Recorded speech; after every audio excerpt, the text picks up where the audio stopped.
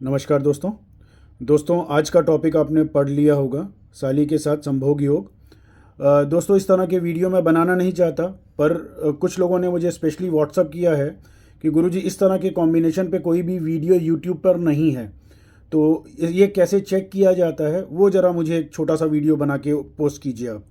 तो आज मैं वही बताने वाला हूँ कि कुंडली में कैसे कॉम्बिनेशन चेक करते हैं कि इस तरीके के संभोग योग साली के साथ हैं कि नहीं, ये कैसे पता चलता है। आइए बताता हूँ। कुंडली में देखिए ये होता है लग्न।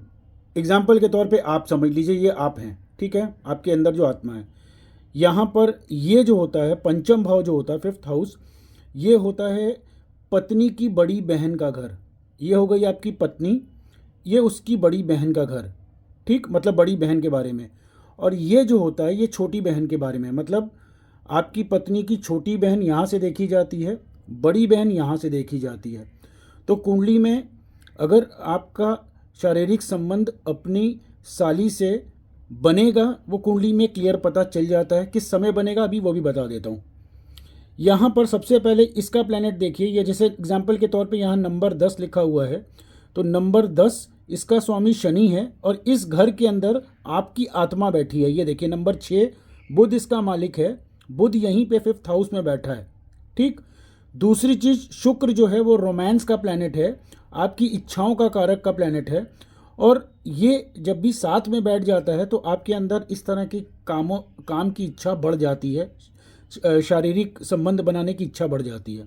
और दूसरी तरफ ये जो आपकी साली है, मतलब आपकी पत्नी की बड़ी बहन, ये उसका, जैसे मैंने बताया, ये हाउस उसका होता है, उसके लिए देखा जाता है। उसके ऊपर भी बुध और शुक्र का ये कॉम्बिनेशन ये दिखाता है कि वो बहुत खूबसूरत होंगी, आकर्षक होंगी, उनके अंदर क्रिएटिविटी और एक खिंचाव अपने आप होगा उनके चेहरे में, क्योंकि बुध और शुक्र, बुध इंटेलिजेंस और चेहरे पे नाक नक्शा एक सुंदर देने का कारक बनता है।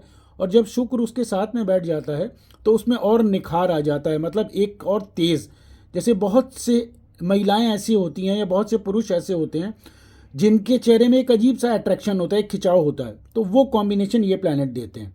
अब उधर से देखिए नंबर 10 का मैंने बताया, ये बड़ी साली जो है, मतलब पत्नी की बड़ी बहन, उसका प्लैनेट नंबर 10 मकर राशि का मालिक शनि, वो सामने बैठा है, वो सप्तम दृष्टि से इस घर को देख रहा है।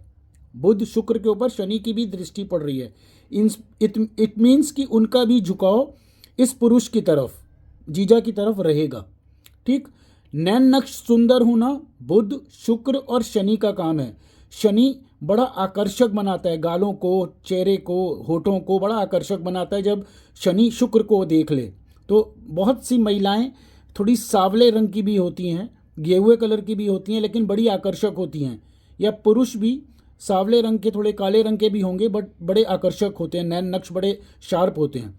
तो ये शुक्र के ऊपर जब शनि की दृष्टि ऐसे सप्तम पड़ती है या साथ में बैठे होते हैं तो ऐसा व्यक्ति बहुत आकर्षक होता है। तो एक ये हो गया। अब यहाँ पर जिस समय में शनि की महादशा आएगी, शनि की महादशा में शुक्र की अंतर्दशा या बुध की महादशा चलेगी, बुध क्योंकि लगन का स्वामी है, उसकी दशा यहाँ पर जैसे ही एक्टिवेट होगी तो आपका झुकाव अपनी साली की तरफ बहुत तेज़ी से बढ़ जाएगा, झुकाव। और जैसे ही बुध की महादशा में शनि की अंतर्दशा आएगी तो उनका भी झुकाव ज़्यादा बढ़ जाएगा। झुकाव तो शुरू से ही होगा विवाह के बाद, मतलब आपका जब विवाह होगा उसके बाद से ही साली आपको पसंद बहुत करेगी, मतलब जीजा को पसंद बहुत करेगी।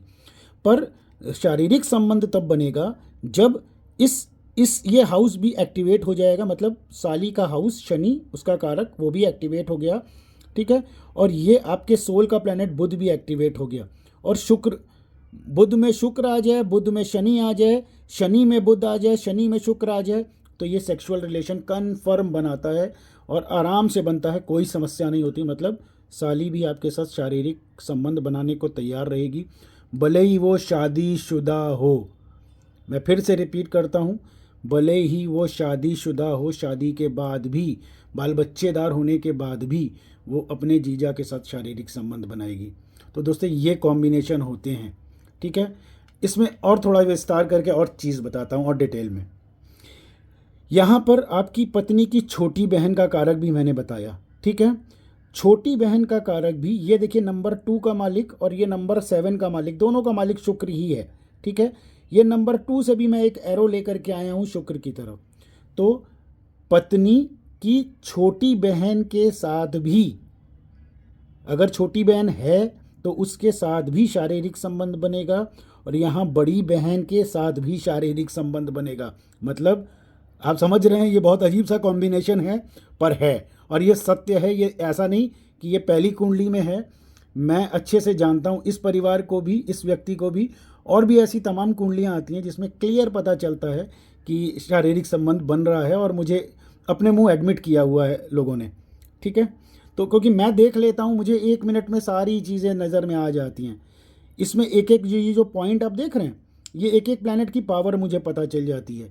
तो कौन सा उत्तेजक प्लैनेट आएगा, कौन सा तामसिक प्लैनेट है, कौन सा सौम्य प्लैनेट है, उसके नक्षत्र डिग्री, उससे एकदम क्लियर पता चलता है कि कैसा रिलेशन रहने वाला है।